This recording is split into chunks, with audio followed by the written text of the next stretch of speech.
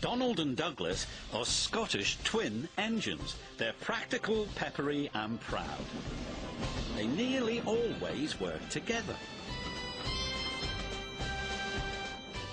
One day, Donald and Douglas were chuffing through the countryside, hauling a heavy load. Down the line, Trevor the traction engine had been struggling with a big cartload of hay. Crossing the tracks, the cart's wheels had broken off. Then Trevor heard a whistle. "Oh no!" Trevor cried. Donald could see the cart. "Stop!" he cried. Donald's driver applied the brakes, but it was too late.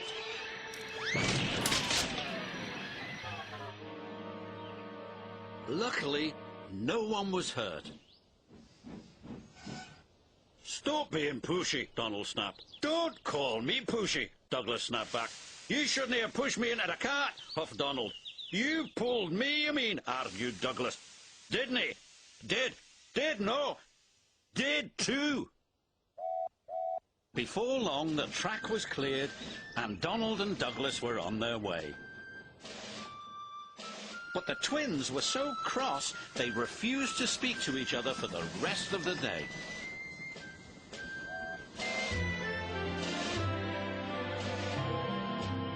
The next day, the Fat Controller needed an engine to help Duck at the smelter's yards. "May I go, sir?"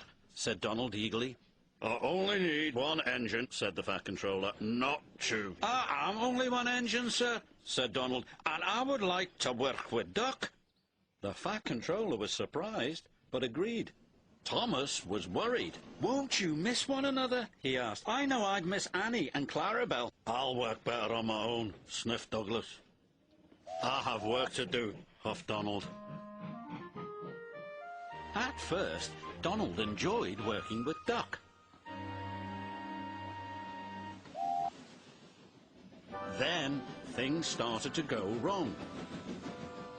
"Did you shunt those trucks onto the other line?" Donald asked. "You said you wanted them on the other line," Duck replied. "No, that other line. The other line." Donald was cross. "Douglas would have known what I meant," he huffed. Douglas was working on his own. He chuffed dutifully through the beautiful countryside. But Douglas had no one to share it with. Although he tried not to, he was beginning to miss his twin. That night, Douglas's driver took him to visit Donald. "I was just passing," said Douglas. "Have you come to say you're sorry?" Donald sniffed. This made Douglas very cross. "I've nothing to be sorry for," he said, and steamed away in a huff. The next day, Donald was in a bad mood. Duck could see he was getting too close to the buffers.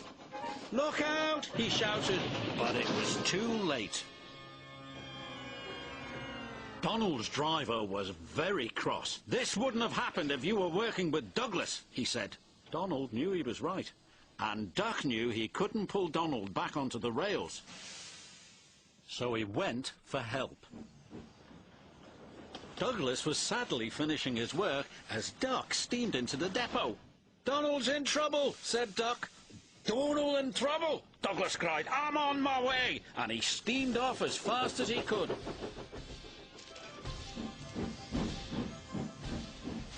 Douglas struggled and struggled. He finally pulled his twin gently back onto the tracks. He was relieved Donald wasn't hurt.